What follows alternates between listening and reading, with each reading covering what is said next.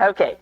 It is through the power of the spoken word that we do keep that consciousness of good growing in our lives, to become aware that we are surrounded by riches.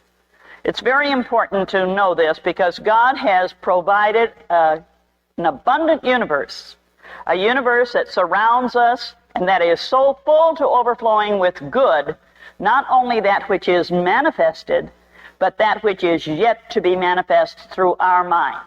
Last week we talked about this idea of daring to be rich. Why not be rich? Why not draw all of the good of the universe forth into our life experience?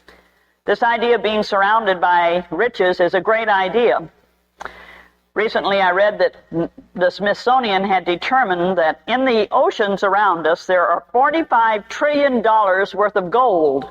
And I'm sure at the present rate of $400 an ounce that figure has really gone sky high.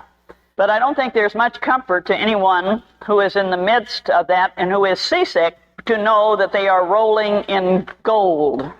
And that rolling in that gold is what's creating their seasickness.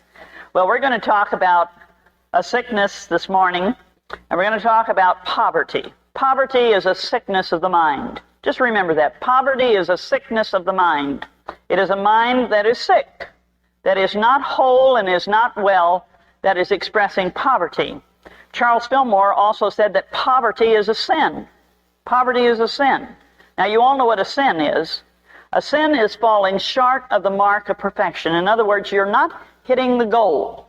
It isn't something that's really a moral defect. It's just a mental transgression.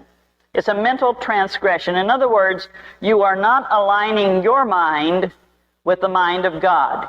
You are not bringing forth the good that you were intended to bring forth as a child of a rich father. So we really need to know that if we are not experiencing abundance, then we're falling short of the mark. And we were intended to be prosperous.